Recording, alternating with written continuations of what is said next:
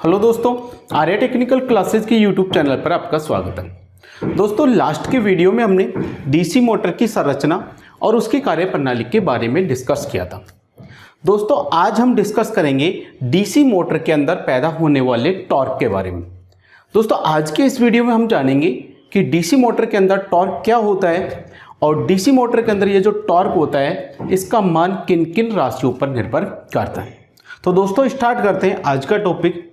दोस्तों, ये आपको एक संरचना दिखाई दे रही है। ये जो डायग्राम है ये है डीसी मोटर का डायग्राम।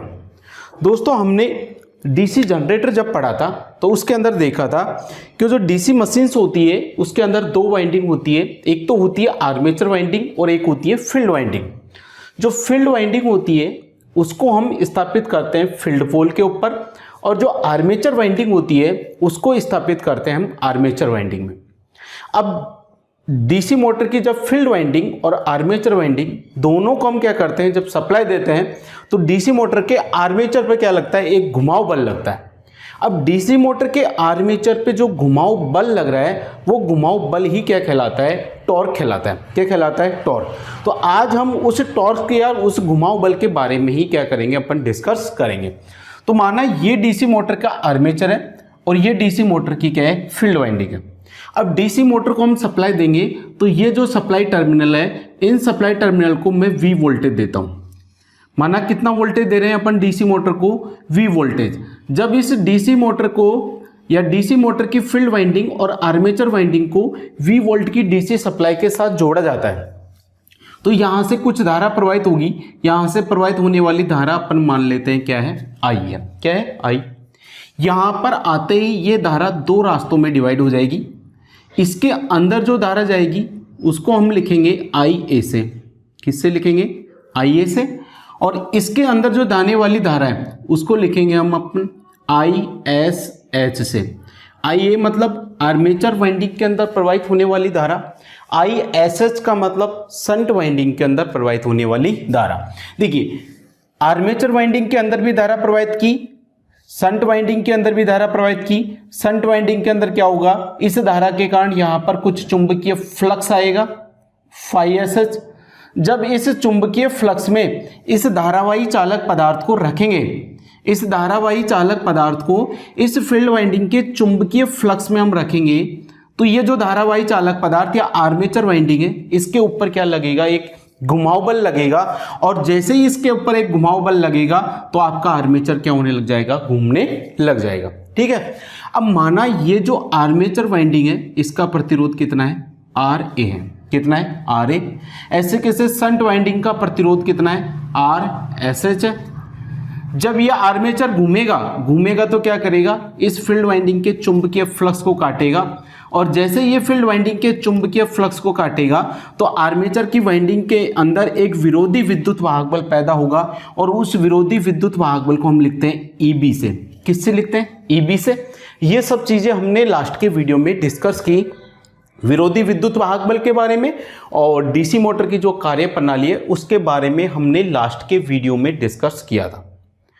तो लास्ट के वीडियो में कार्य प्रणाली मैंने बताया था कि जब किसी धारावाही चालक पदार्थ को किसी चुंबकीय क्षेत्र के अंदर रखा जाता है तो उस धारावाही चालक पदार्थ के ऊपर एक बल काम करता है। उस बल के कारण क्या लगता है, वो धारावाही चालक पदार्थ घूमने लग जाता है।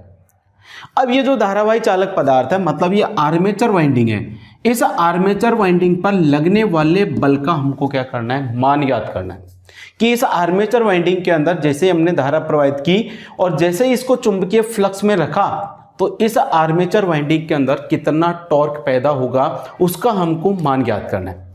तो देखिए, किसी भी मशीन के अंदर, चाहे वो डीसी मशीन हो या फिर एसी मशीन हो, किसी भी मशीन के अंदर शक्ति बराबर फॉर्मूला होता है क्या, शक्ति का फॉर्मूला होता है, शक्ति बराबर होता है क्या, टॉर्क इनटू होता है क्या, गति। किसी भी मशीन के अंदर शक्ति बराबर क्या होती है, टॉर्क इनटू गति। कहने का मतलब कोई भी मशीन कितनी यांत्रिक ऊर्जा या यांत्रिक शक्ति पैदा करेगी, वो यांत्रिक शक्ति किसके ऊपर डिपेंड करेगी, टॉर्क के ऊपर। टॉर्क का मतलब लगने वाले घुमाव बल के ऊपर और दूसरा उसके आर्मेचर की घूर्णन गति पर। अगर लगने वाला घुमाव बल ज्यादा होगा तो उस जनरेटर से उत्पन्न होने वाली यांत्रिक शक्ति का मान भी क्या होगा, ज़्यादा होगा। या फिर यदि उस मशीन की घूर्णन गति ज़्यादा होगी, अगर उस मशीन की घूर्णन गति ज़्यादा होगी तो भी उस मशीन के अंदर उत्पन्न होने वाली यांत्रिक शक्ति का मान क्या होगा, ज़्यादा होगा। तो शक्ति बराबर फॉर्मूला होता है टॉर्क इंटू क्या होता है, गति। टॉर्क इंटू क्या होता है, गति। अब शक्ति को हम लिखते हैं किससे, P से, टॉर्क को हम लिखेंगे T से, गति को हम लिखेंगे N से। किससे लिखेंगे, N से। तो फॉर्मूला क्या बन जाएगा आपका, P बराबर क्या हो गया, T इंटू क्या हो गया आपका N। ये किसका फॉर्मूला है, शक्ति का। अब डायग्राम पे आ जाइए। ये डीसी मोटर है, इस डीसी मोटर को हम इनपुट में सप्लाई देते हैं। अब जब इसको इनपुट में सप्लाई दे रहे हैं तो इनपुट में कितना वोल्टेज दे रहे हैं इसको, V वोल्टेज।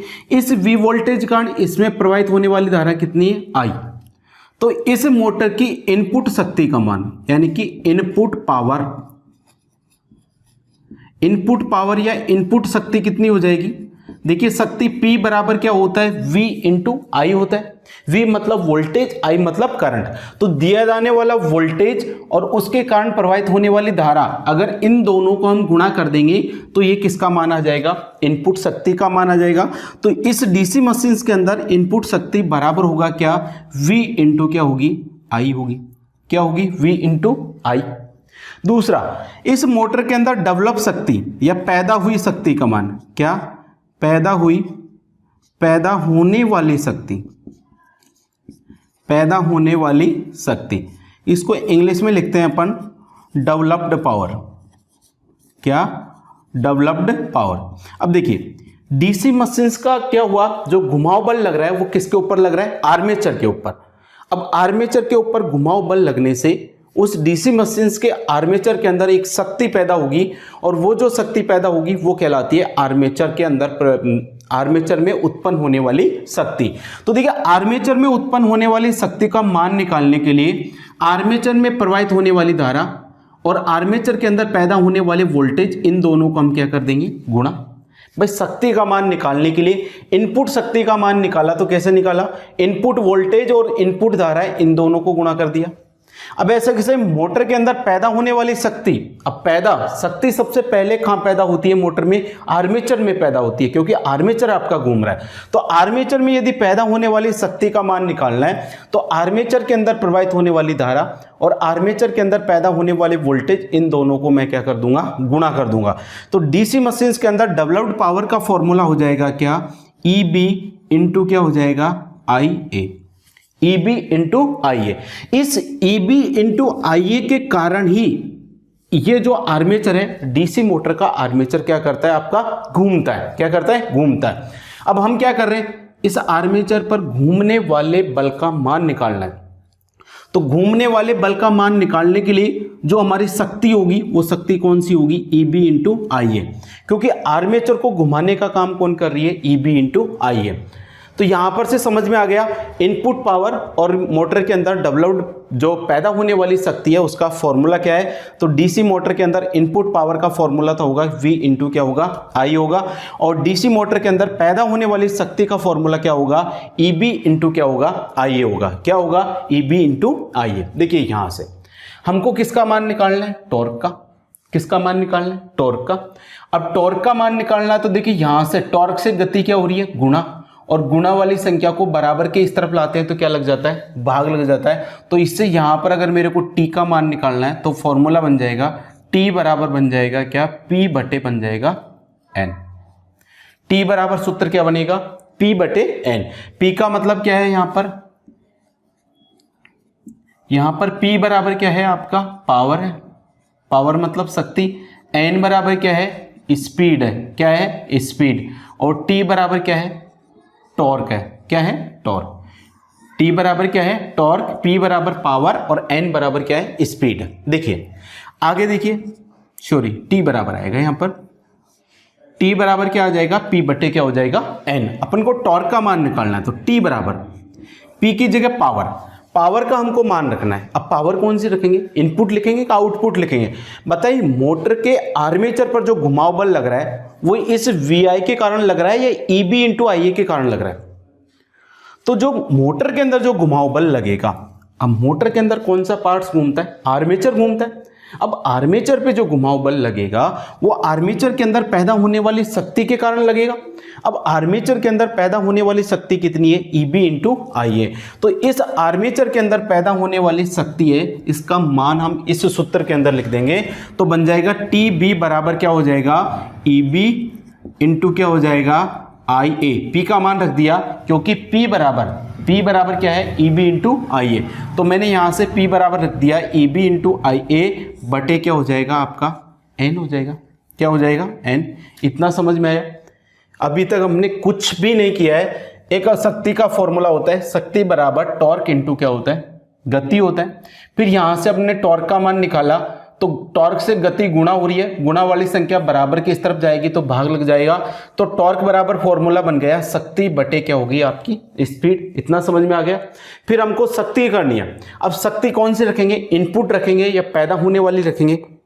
देखिए हम जो टॉर्क निकाल रहे हैं वो आर्मेचर का टॉर्क निकाल रहे हैं। किसका निकाल रहे हैं, आर्मेचर। तो यहां पर जो शक्ति लिखेंगे, शक्ति का जो मान रखेंगे वो भी कौन सी शक्ति लिखेंगे अपन, आर्मेचर के अंदर पैदा होने वाली शक्ति। और आर्मेचर के अंदर पैदा होने वाली शक्ति का मान निकालना है तो आर्मेचर के अंदर प्रवाहित होने वाली धारा और आर्मेचर के अंदर पैदा होने वाले वोल्टेज, इन दोनों को क्या करना है, हमको गुणा करना है। तो यहां से आर्मेचर के अंदर पैदा होने वाली शक्ति का मान निकल के आया EB इंटू IA। इस EB इंटू IA का मान मैंने यहां पर इसको क्या कर दिया, रख दिया।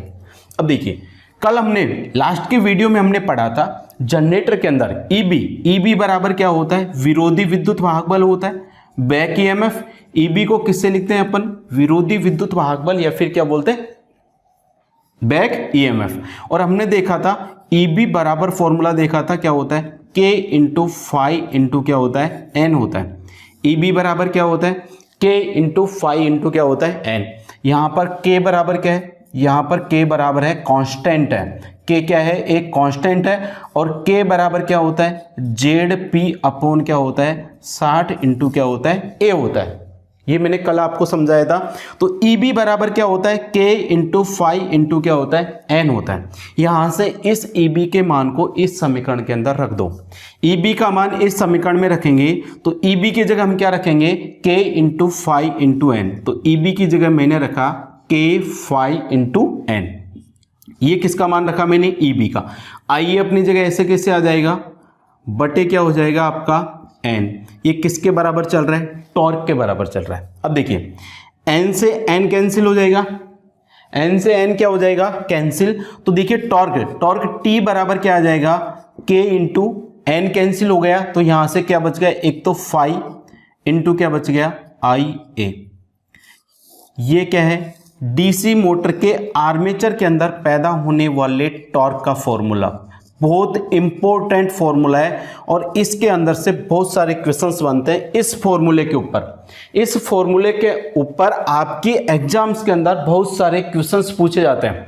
तो ये बहुत ही इंपॉर्टेंट फॉर्मूला है। ये फॉर्मूला है डीसी मोटर के आर्मेचर के अंदर पैदा होने वाले टॉर्क का जो सूत्र होता है वो T बराबर क्या होता है, K इंटू फाई इंटू क्या होता है, I होता है। यहाँ पर K बराबर क्या है, कांस्टेंट है और K का मान कितना होता है, ZP अपॉन क्या होता है, 60 इंटू A।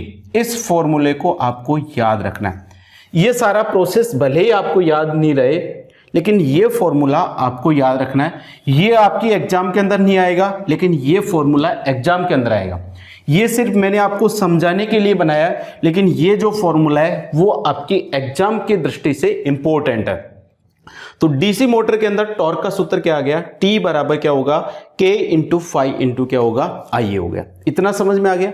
अब देखते हैं आगे।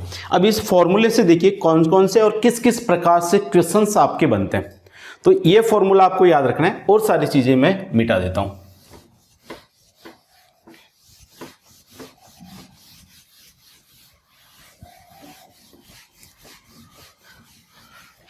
तो हमारे पास टॉर्क का क्या फॉर्मूला आ गया, टॉर्क T बराबर क्या आ गया, K इंटू फाई इंटू क्या हो गया, IA। देखिए T बराबर क्या हो गया, K into phi into IA। ये क्या है, डीसी मोटर के अंदर पैदा होने वाले टॉर्क का फॉर्मूला है। यहां पर फाई बराबर क्या है, चुंबकीय फ्लक्स है। क्या है, चुंबकीय फ्लक्स।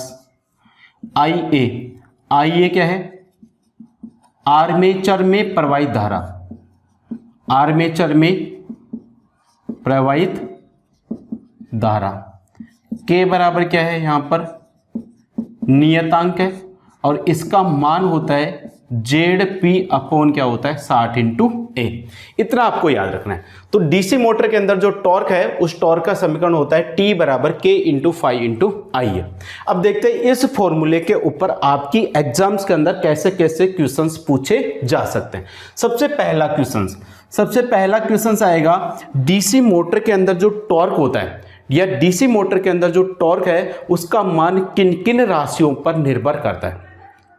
तो देखिए, डीसी मोटर के अंदर जो टॉर्क है वो केवल दो राशियों पर डिपेंड कर रहा है। के तो कांस्टेंट है, के का कोई मतलब नहीं है, तो यहां से हम ऐसे भी तो लिख सकते हैं, के कांस्टेंट को हटा दो तो डी वो टॉर्क टी समानुपाती क्या हो जाएगा, 5 इंटू IA।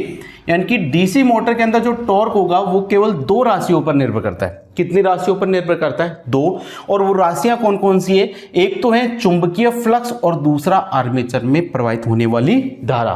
तो सबसे पहला क्वेश्चन आपका यही बनता है कि डीसी मोटर के अंदर जो टॉर्क है उसका मान किन किन राशियों पर निर्भर करता है। तो डीसी मोटर के अंदर जो टॉर्क का मान आर्मेचर में प्रवाहित होने वाली धारा और फील्ड वाइंडिंग में पैदा होने वाले चुंबकीय फ्लक्स पर निर्भर करता है। तो पहला क्वेश्चन आपका, इसको लिखना है आपको, डीसी मोटर में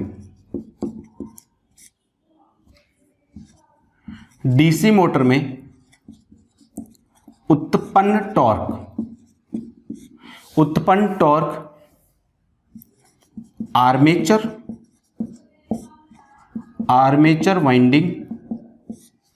आर्मेचर वाइंडिंग में प्रवाहित धारा, आर्मेचर वाइंडिंग में प्रवाहित धारा को किससे लिखेंगे, IA से, तथा आर्मेचर वाइंडिंग में प्रवाहित धारा तथा फील्ड वाइंडिंग में उत्पन्न चुंबकीय फ्लक्स, फील्ड वाइंडिंग में उत्पन्न चुंबकीय फ्लक्स किससे लिखेंगे, phi पर निर्भर करता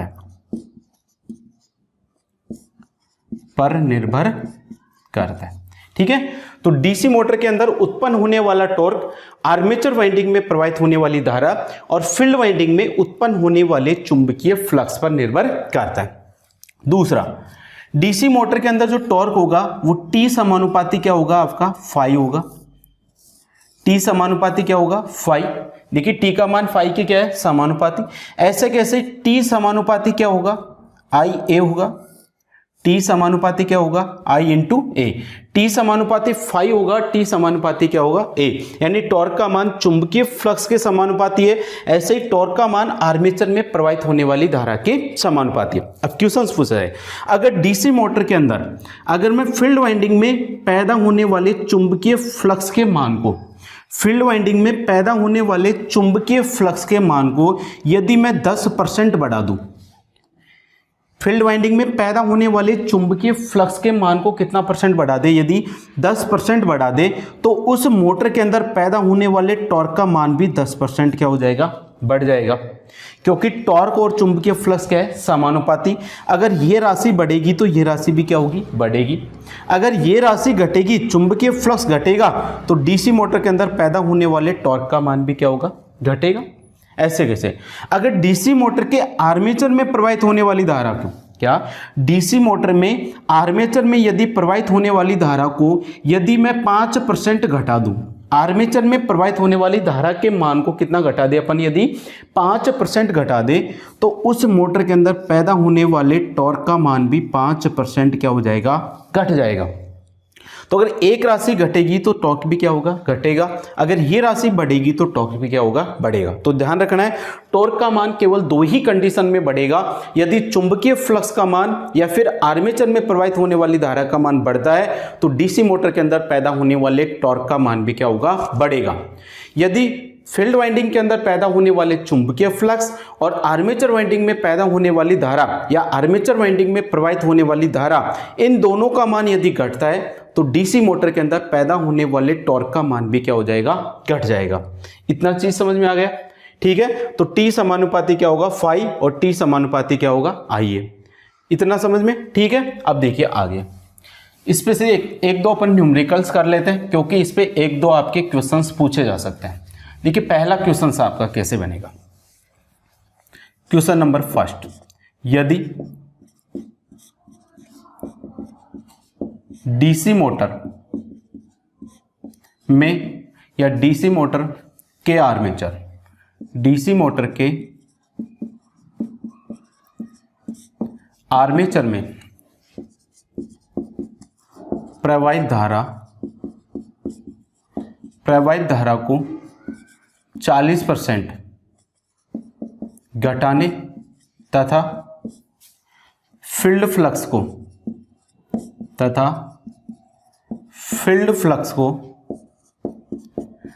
40% बढ़ाने पर टॉर्क का मान होगा।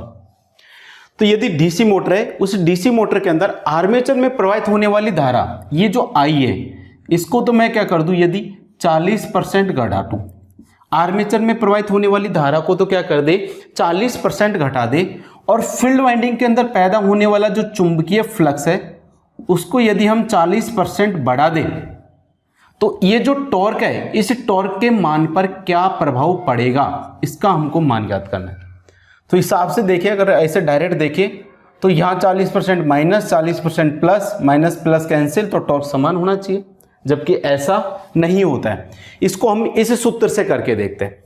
अब देखिए आर्मेचर करंट माना पहले 100 एम्पियर थी, कितना थी, 100 एम्पियर। IA1 ले लेता हूं, IA1 कितना थी, 100 एम्पियर। अब इस 100 को मैंने कितना घटा दिया, 40% घटा दिया, तो अब जो आर्मेचर करंट होगी वो आर्मेचर करंट कितना हो जाएगी आपका, 60 हो जाएगी।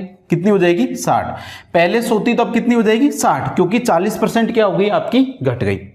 ऐसे कैसे, पहले जो चुंबकीय फ्लक्स था, वो पहले चुंबकीय फ्लक्स कितना था आपका, 100 वेबर था। कितना था, 100 वेबर। अब मैंने क्या किया, इस चुंबकीय फ्लक्स को क्या कर दिया, 40% बढ़ा दिया, तो 40% बढ़ गया, तो 100 पे 40% कितना बढ़ गया, तो कितना हो जाएगा, φ2 बराबर कितना हो जाएगा, 140 वेबर। तो हमसे पूछा है कि जब 100 एम्पियर की करंट थी, इस 100 एम्पियर की करंट को तो मैंने घटाकर कितना कर दिया, 60 एम्पियर, और 100 वेबर का जो चुंबकीय फ्लक्स था उसको बढ़ाकर मैंने 140 कर दिया। तो इन दोनों को घटाने बढ़ाने से अपन का जो टॉर्क है, उस टॉर्क पर क्या प्रभाव पड़ेगा, इसका अपन को क्वेश्चंस निकालना है, ठीक है।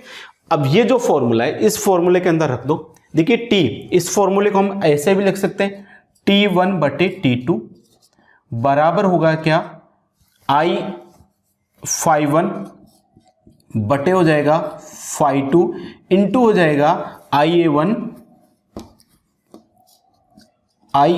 बटे हो जाएगा IA2।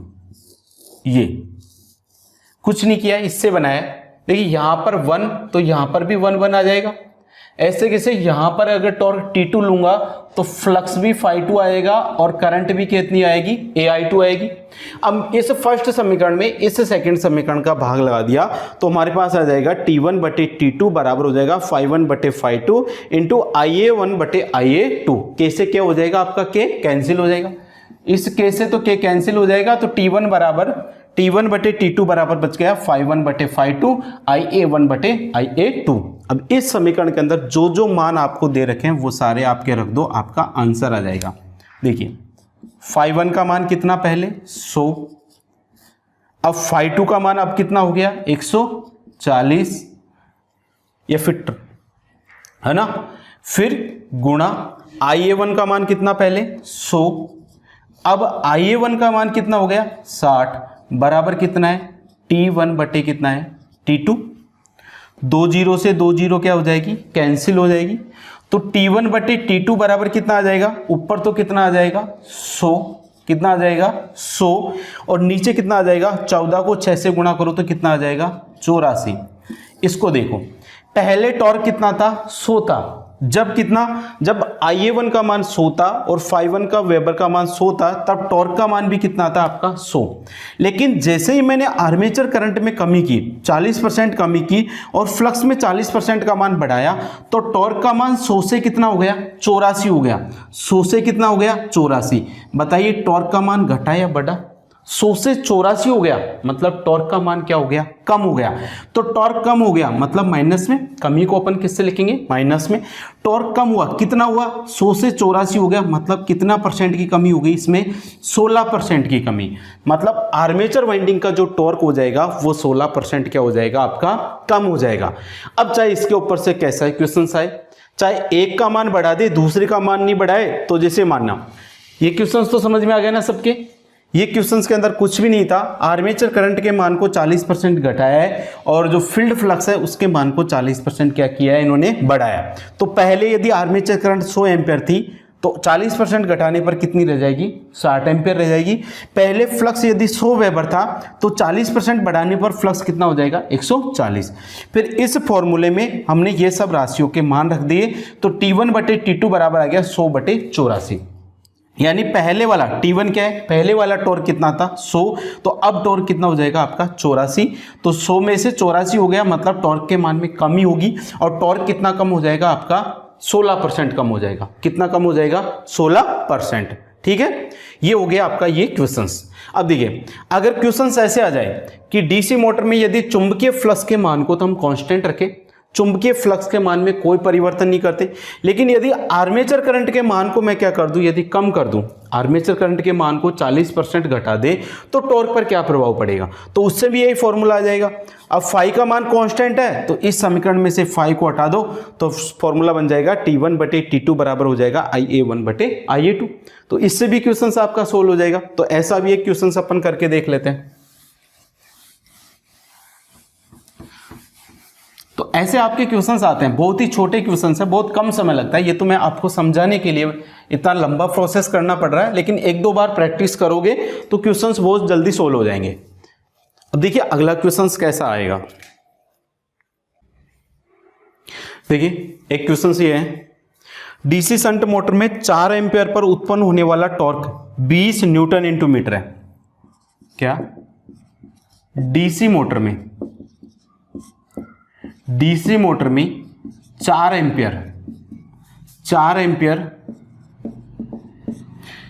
एम्पियर करंट, या फिर 4 एम्पियर लिख लो डायरेक्ट, 4 एम्पियर पर उत्पन्न होने वाला 4 एम्पियर पर उत्पन्न होने वाला टॉर्क 20 न्यूटन इंटू मीटर है। कितना है, 20 न्यूटन इंटू मीटर है। अब यदि लोड करंट को दुगना हो जाए, यदि लोड करंट कितना हो जाए, 2 गुना हो जाए, लोड करंट 2 गुना हो जाए, तो टॉर्क का मान कितना होगा, तो टॉर्क का मान कितना होगा, ये क्वेश्चन हमसे पूछा है। ऑप्शन दे रखा है हमको, ए दे रखा है 10 न्यूटन इंटू मीटर, बी दे रखा है हमको 20 न्यूटन इंटू मीटर, सी दे रखा है हमको 40 न्यूटन इंटू मीटर और डी दे रखा है हमको 80 न्यूटन इंटू मीटर। अब देखिए क्वेश्चंस कैसे है। क्वेश्चंस दिया गया है, डीसी मोटर में यदि 4 एम्पियर धारा प्रवाहित हो रही है, कितनी एम्पियर, 4 एम्पियर धारा प्रवाहित हो रही है, तो उसमें पैदा होने वाले टॉर्क का मान कितना है, 20 न्यूटन इंटू मीटर। तो देखिए IA या फिर धारा I बराबर कितना दे रखा है अपन को, 4 एम्पियर। इस 4 एम्पियर पर पैदा होने वाले टॉर्क का मान कितना है, 20 न्यूटन इंटू मीटर है। टॉर्क का मात्रा क्या होता है, न्यूटन इंटू मीटर। अब यदि लोड करंट को दुगना कर दें, लोड करंट को दुगना मतलब पहले यदि I1 थी तो टॉर्क कितना था, T1 था। अब लोड करंट को दुगना किया है, दुगना किया मतलब पहले 4 थी तो अब कितनी हो गई, ये 8 एम्पियर हो गई। कितनी हो गई, 8। 2 गुना करने का मतलब है इसको 2 से गुना किया तो कितना हो जाएगा, 8।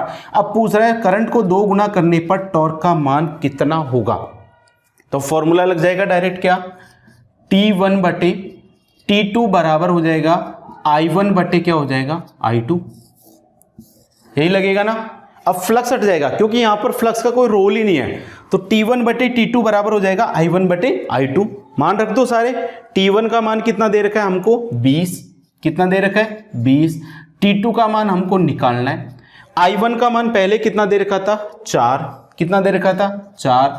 अब I2 कितनी हो गई आपकी 8 हो गई, तो 4 से 8 कितनी बार कट जाएगा 2 बार। तो T2 बराबर वज्र गुणा हो जाएगा, तो T2 बराबर कितना हो जाएगा 40 न्यूटन इंटू मीटर। यही क्या हो जाएगा आपका आंसर हो जाएगा। तो आपका आंसर कौन सा सही होगा इसके अंदर, सी वाला। तो यदि डीसी मोटर के अंदर देखिए आर्मेचर करंट को दुगना किया है, तो सीधा सीधा सा बात है, यदि आर्मेचर करंट 2 गुना हुई है तो टॉर्क भी कितना होगा आपका 2 गुना होगा, क्योंकि T समानुपाती क्या होता है 5 और T समानुपाती क्या होता है A। थोड़ी देर पहले लिखा था ना मैंने, T समानुपाती क्या होता है IA होता है। यदि IA के मान को मैं 2 गुना कर रहा हूं तो टॉर्क का मान भी कितना होगा 2 गुना। तो पहले टॉर्क कितना था 20 था, 2 गुना करेंगे तो कितना आ जाएगा 40 हो जाएगा। डायरेक्ट भी क्वेश्चन आपका सोल्व हो रहा है, और अगर इस फॉर्मूले से करना चाहो तो इस फॉर्मूले से भी आपका सोल्व हो रहा है। तो ये तो हो गया डीसी मोटर के अंदर पैदा होने वाला टॉर्क। टॉर्क के जो मुख्य फॉर्मूला वो होता है T बराबर K into 5 into IA। DC motor के अंदर जो टॉर्क होता है वो केवल 2 चीजों पर निर्भर करता है, एक तो फील्ड वाइंडिंग के अंदर पैदा होने वाले चुंबकीय फ्लक्स, और दूसरा आर्मेचर वाइंडिंग में प्रवाहित होने वाली धारा। इन दोनों के क्या होता है समानुपाती। अगर फ्लक्स या धारा का मान कम ज्यादा करते हैं तो टॉर्क का मान भी क्या होता है कम या ज्यादा। और जिस प्रकार से न्यूमेरिकल पूछे जा सकते हैं उनको मैंने आपको सोल्व करवा दिया। ठीक है, ये हो गया डीसी मोटर के अंदर पैदा होने वाले टॉर्क का। अब देखिए आगे अपन बात करते हैं। अब बात करते हैं अपन डीसी मोटर के अंदर घूर्णन गति, डीसी मोटर की घूर्णन गति। अब डीसी मोटर की जो घूर्णन गति है वो किन किन राशियों पर निर्भर करती है, और डीसी मोटर की जो घूर्णन गति है उसका मान कैसे अपन कम ज्यादा कर सकते हैं उसके बारे में हम देखेंगे। अगला जो हमारा टॉपिक है वो है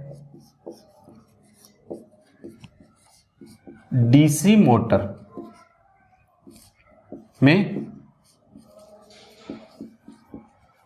घूर्णन गति। डीसी मोटर में घूर्णन गति, तो घूर्णन गति के बारे में डिस्कस कर लेते हैं। डीसी मोटर की स्पीड का क्या फॉर्मूला होता है।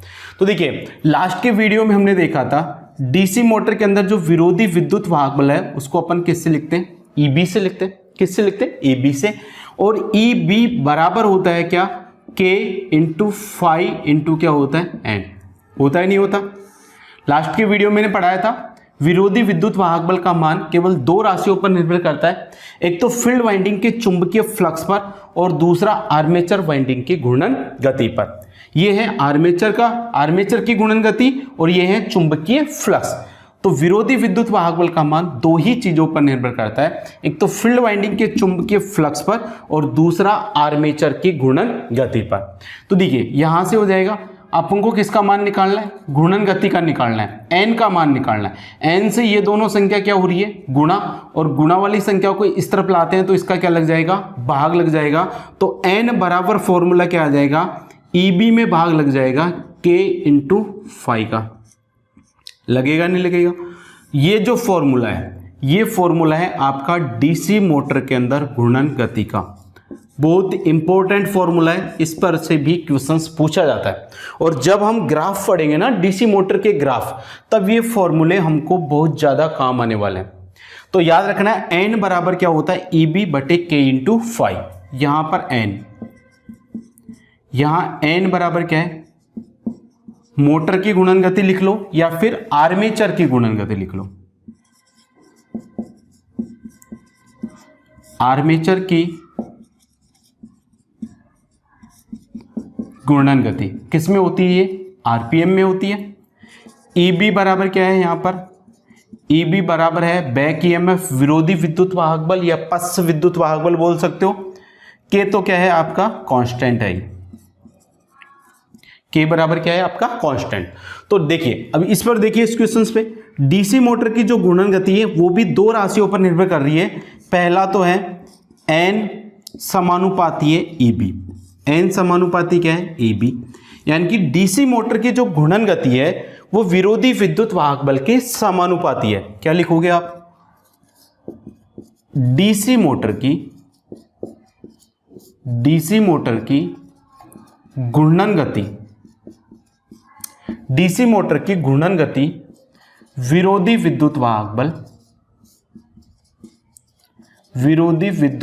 बल के समानुपाती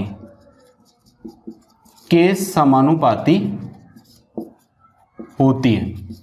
डीसी मोटर की घूर्णन गति क्या होती है? विरोधी विद्युत वाहक बल के समानुपाती होती है। अब देखिए समानुपाती का मतलब क्या होता है? अगर विरोधी विद्युत वाहक बल का मान मैं बढ़ाता हूं तो डीसी मोटर की गति भी क्या होगी? आपकी बढ़ेगी।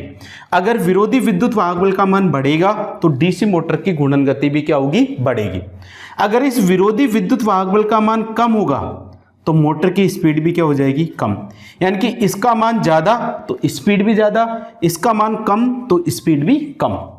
इस कारण डीसी मोटर की जो घूर्णन गति है वो इस विरोधी विद्युत वाहक बल के क्या होती है? समानुपाती। दूसरा देखिए, डीसी मोटर की जो घूर्णन गति एन है वो जो चुंबकीय फ्लक्स फाई है उसके क्या होती है? व्युत्क्रमानुपाती होती है।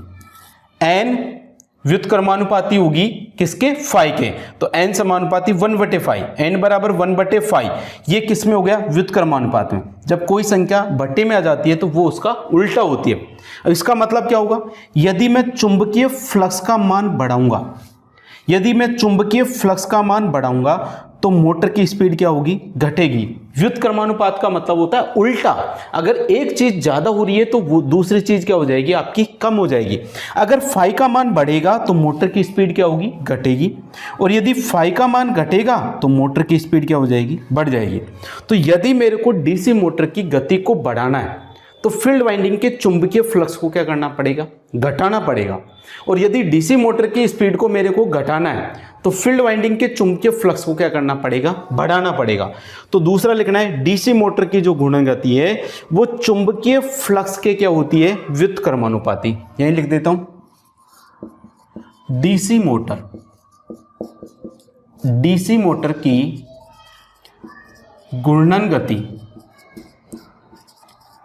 मोटर की घूर्णन गति चुंबकीय फ्लक्स के व्युत्क्रमानुपाती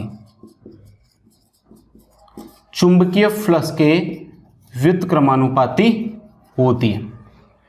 तो दो चीजें आपको याद रखनी है, डीसी मोटर की घूर्णन गति विरोधी विद्युत वाहक बल के तो क्या होती है? समानुपाती, लेकिन चुंबकीय फ्लक्स की क्या होती है? व्युत्क्रमानुपाती होती है।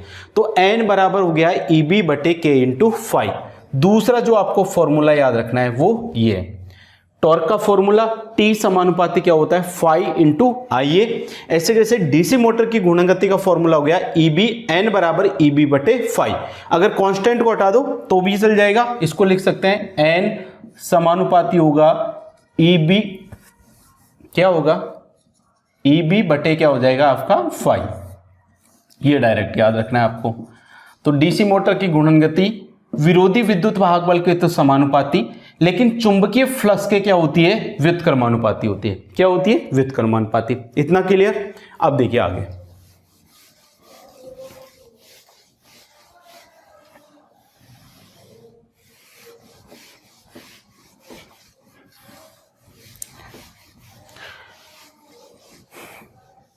देखिए यहां से मोटर को हमने इनपुट वोल्टेज दिया V, दिया यहां से ये वोल्टेज दिया, तो इस वोल्टेज के कारण धारा आई कितनी? I।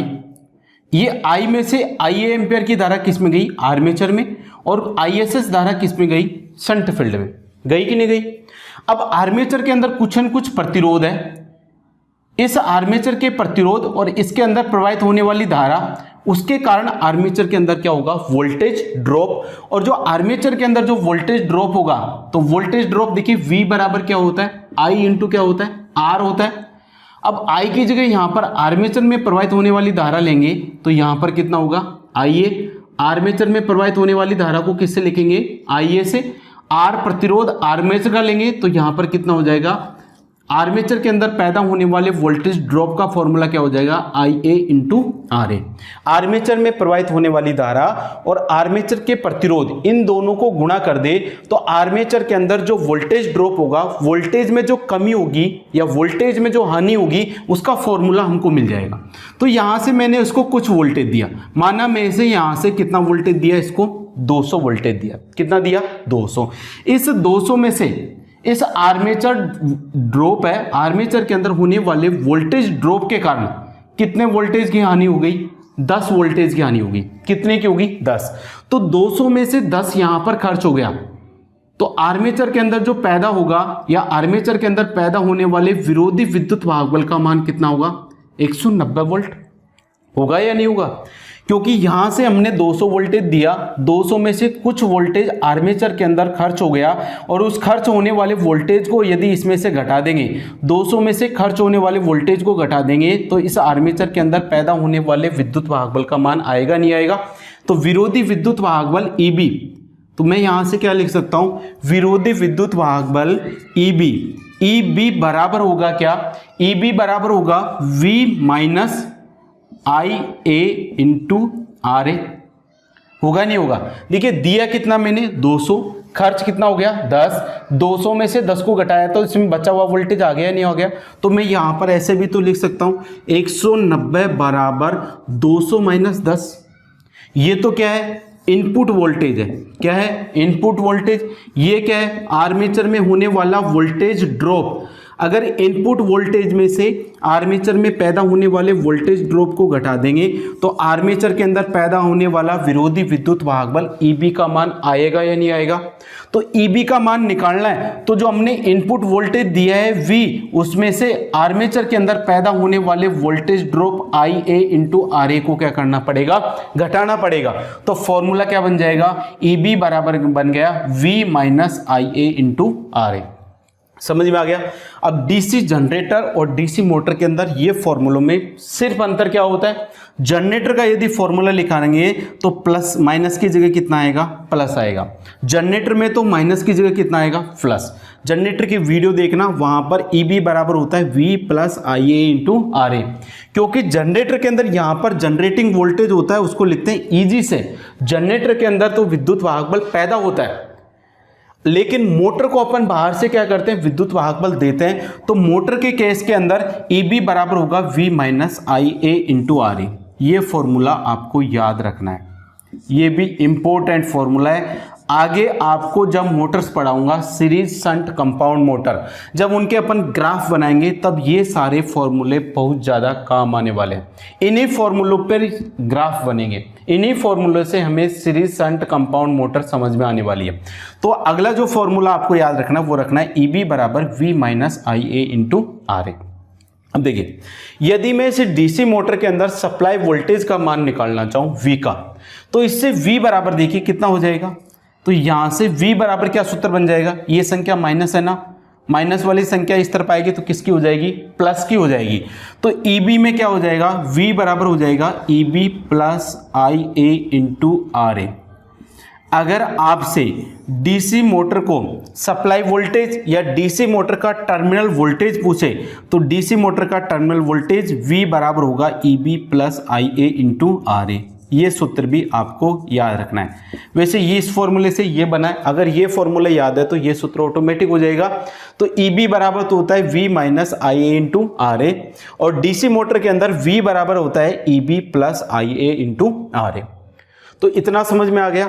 तो अब डीसी मोटर की जो घूर्णन गति है उसके अंदर आपके जो इंपॉर्टेंट क्वेश्चंस किस प्रकार से पूछ सकता है तो वो देख लेते हैं। तो सबसे पहले देखा, डीसी मोटर की जो घूर्णन गति है वो चुंबकीय फ्लक्स के तो समानुपाती होती है। सॉरी, डीसी मोटर की जो घूर्णन गति है वो विरोधी विद्युत वाहक बल के तो क्या है, समानुपाती, लेकिन चुंबकीय फ्लक्स के क्या होती है, व्युत्क्रमानुपाती होती है। पहला क्वेश्चन इसी पे बनेगा। अगर किसी डीसी मोटर के अंदर चुंबकीय फ्लक्स के मान को 10% बढ़ा दे, चुंबकीय फ्लक्स के मान को क्या कर दे, यदि अपन बढ़ा दे तो उस मोटर की घूर्णन गति पर क्या प्रभाव पड़ेगा, उस डीसी मोटर की घूर्णन गति पर क्या प्रभाव पड़ेगा। घूर्णन गति बढ़ेगी घूर्णन गति घटेगी या फिर घूर्णन गति अपरिवर्तित रहेगी या फिर घट-बढ़ दोनों सकती है। तो क्या रहेगा, अगर चुंबकीय फ्लक्स बढ़ेगा तो डीसी मोटर की घूर्णन गति क्या हो जाएगी, घट जाएगी। तो अगर मेरे को डीसी मोटर की घूर्णन गति को घटाना है तो उस मोटर के चुंबकीय फ्लक्स को क्या कर दूंगा, मैं बढ़ा दूंगा, तो मोटर की स्पीड क्या हो जाएगी, घट जाएगी। दूसरा क्वेश्चन, अगर डीसी मोटर के अंदर विरोधी विद्युत वाहक बल के मान को बढ़ा दे तो उससे डीसी मोटर की घूर्णन गति पर क्या प्रभाव पड़ेगा, तो इससे डीसी मोटर की घूर्णन गति क्या हो जाएगी, आपकी बढ़ जाएगी, क्योंकि डीसी मोटर की घूर्णन गति विरोधी विद्युत वाहक बल के क्या होती है, समानुपाती। अगला क्वेश्चन क्या पूछा जाएगा आपसे, डीसी मोटर के अंदर विरोधी विद्युत वाहक बल का समीकरण क्या होता है। तो डीसी मोटर के अंदर विरोधी विद्युत वाहक बल का समीकरण होता है EB बराबर V minus IA into RA। अगला क्वेश्चन आपसे पूछा जाएगा, डीसी मोटर के अंदर टर्मिनल वोल्टेज का फॉर्मूला क्या होता है। तो डीसी मोटर के अंदर टर्मिनल वोल्टेज V बराबर होता है EB plus IA into RA। ये तो हो गया फॉर्मूला बेस्ड क्वेश्चन। अब देख लेते हैं न्यूमेरिकल, अगर इन फॉर्मूले पर न्यूमेरिकल आए तो किस प्रकार से आ सकता है। ठीक है, देखिए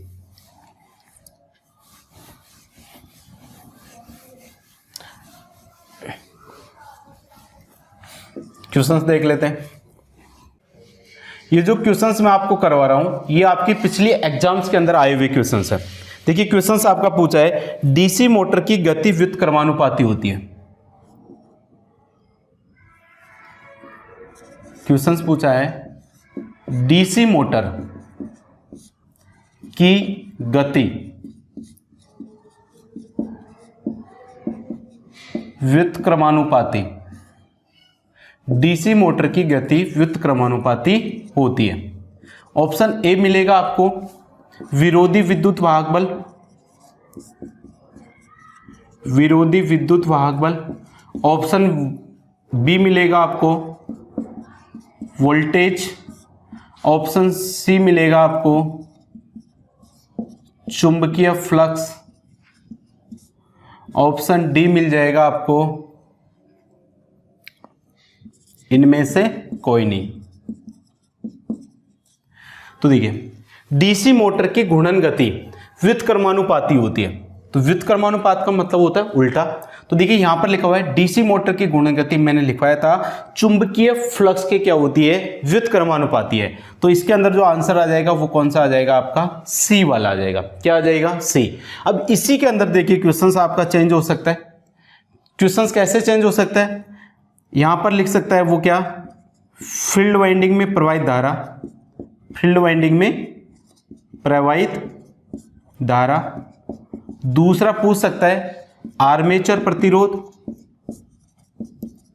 आर्मेचर प्रतिरोध। तीसरा पूछ सकता है वो वोल्टेज, और चौथा पूछ सकता है क्या, इनमें से कोई नहीं। तो देखिए इनमें से कोई नहीं। अब इसमें कौन सा ऑप्शन होगा, क्वेश्चंस वही है आपका, लेकिन ऑप्शन चेंज हो सकता है। डीसी मोटर की घूर्णन गति व्युत्क्रमानुपाती होती है, अगर घुमा के देना चाहे तो देखिए डीसी मोटर की घूर्णन गति चुंबकीय फ्लक्स के व्युत्क्रमानुपाती होती है, फाई के। अब फाई क्या है, फील्ड वाइंडिंग के अंदर पैदा होने वाला चुंबकीय फ्लक्स। अब फील्ड वाइंडिंग के अंदर पैदा होने वाला चुंबकीय फ्लक्स है वो फील्ड वाइंडिंग के अंदर प्रवाहित होने वाली धारा के समानुपाती होगा।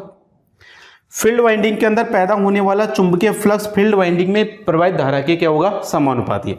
अगर फील्ड वाइंडिंग में प्रवाहित होने वाली धारा को मैं कम कर दूं तो फील्ड वाइंडिंग में पैदा होने वाले चुंबकीय फ्लक्स का मान भी क्या हो जाएगा, कम। और यदि फील्ड वाइंडिंग में पैदा होने वाले चुंबकीय फ्लक्स का मान कम हो जाएगा तो डीसी मोटर की घूर्णन गति क्या हो जाएगी, आपकी बढ़ जाएगी। तो इसमें से ऑप्शन आपका ये भी आ सकता है, डीसी मोटर की जो घूर्णन गति है वो फील्ड वाइंडिंग में प्रवाहित होने वाली धारा के भी क्या होती है, व्युत्क्रमानुपाती। क्योंकि फ्लक्स किसके समानुपाती है, आईएफ के। अगर फाई के व्युत्क्रमानुपाती है तो उसमें प्रवाहित होने वाली धारा की भी क्या होगी, व्युत्क्रमानुपाती। ठीक है, तो ये हो गया डीसी मोटर की घूर्णन गति के ऊपर आपका क्वेश्चंस। ठीक है, अगला जो टॉपिक होगा वो देखेंगे अपन डीसी मोटर के अंदर घूर्णन दिशा को परिवर्तित करना, लेकिन वो हम देखेंगे नेक्स्ट वीडियो में।